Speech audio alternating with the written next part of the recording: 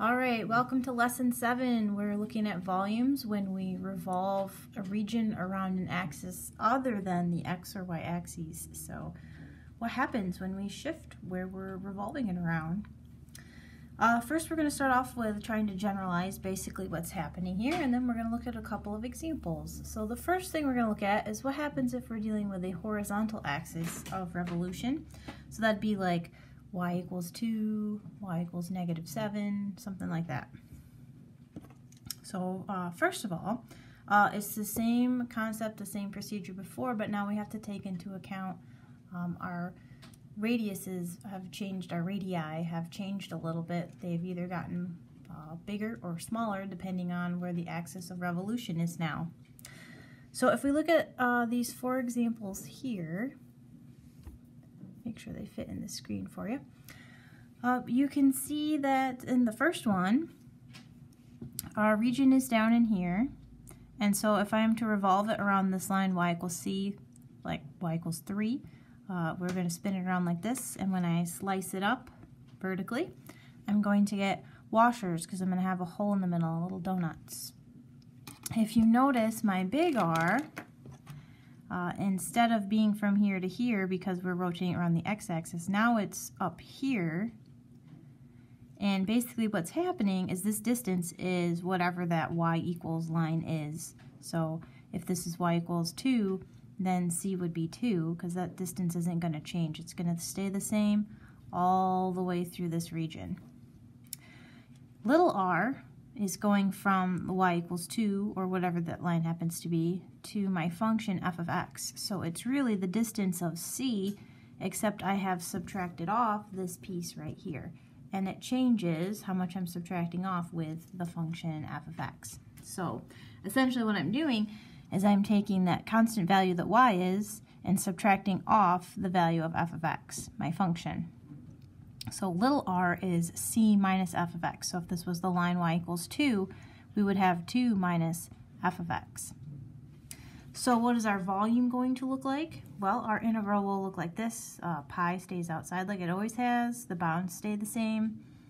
Here I have c, so if y was 2, this would be 2 squared minus, and then if this was 2, it would be 2 minus whatever f of x is, x squared or sine of x, whatever that would be, squared dx.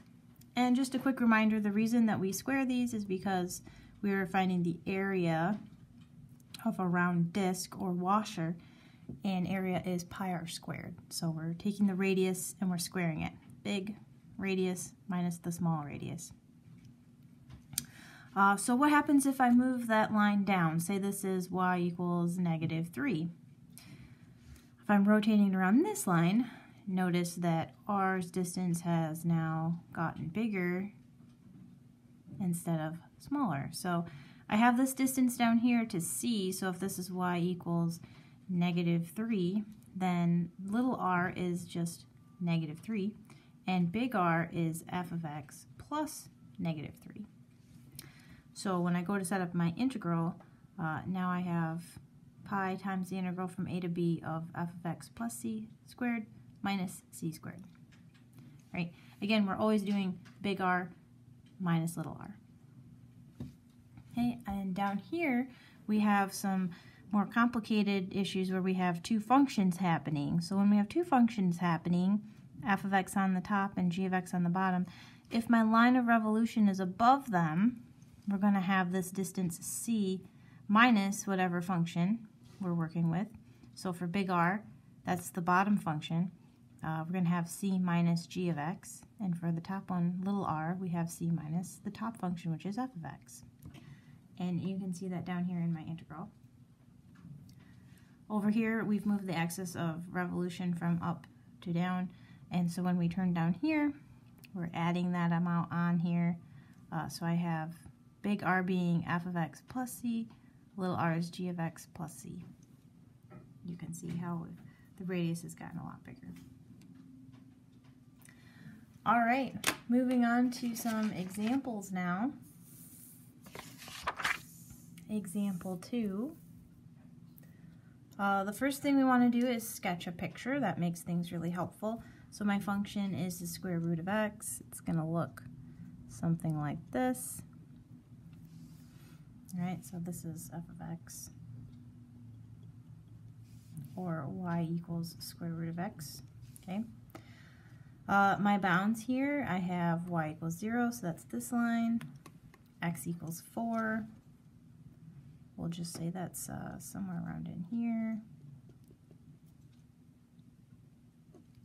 And then the other line that we're rotating about is this line here. That's what we're revolving about, and this is the line y equals 4.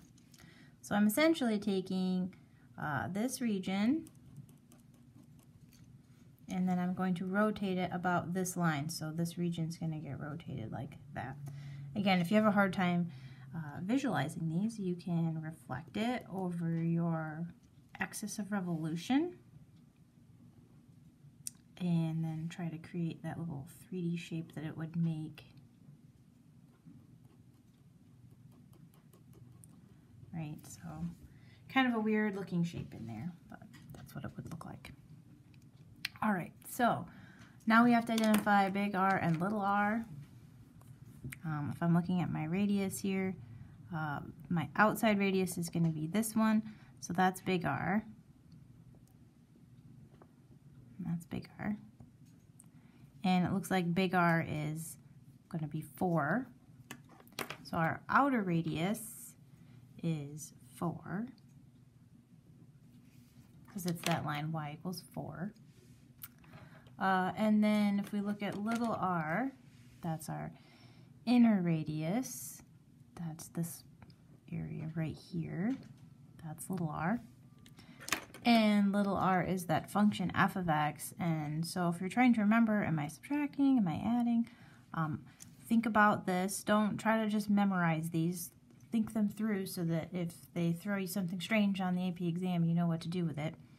So we have, my radius is this distance here, which is this distance, which is 4, minus the function distance, right? Because that's changing as we go down here. So my inner radius is going to be 4 minus f of x, which in this case is square root of x. So when I slice this up, am I going to get discs or washers? Well, you can see there's a big hole in the middle here from my sketch, so we're definitely going to have a washer or a donut.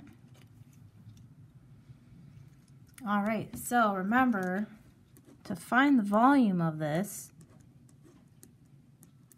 we are looking at big R squared minus little r squared. So let's fill in what we need to here. What are my bounds? Well, since we're doing a rotation like this, that's perpendicular, we've got vertical rectangles or trapezoids happening, which means this needs to be in terms of x. So I'm interested in my bounds in terms of x. And since my boundary was x equals 4, I'm going from 0 to 4. In big R, we said the outer radius is 4, so we're going to have 4 squared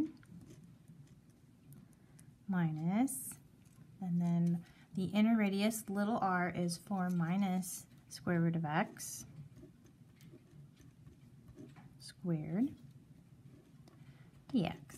That wasn't so bad, right? All right, go ahead, why don't you pause this and work through the integral and see if you come up with the same answer I do.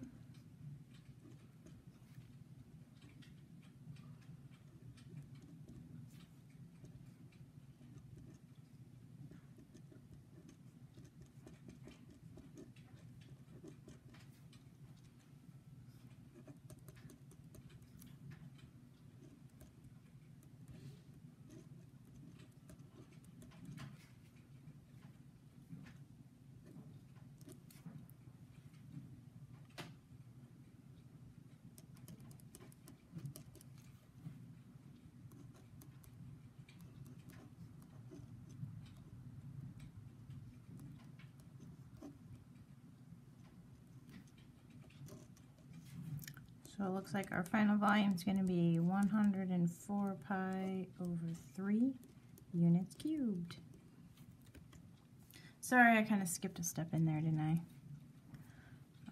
So the in-between step would be that when you integrate it, you get 16 thirds x to the 3/2 minus 1/2 x squared from 0 to 4. Sorry if you missed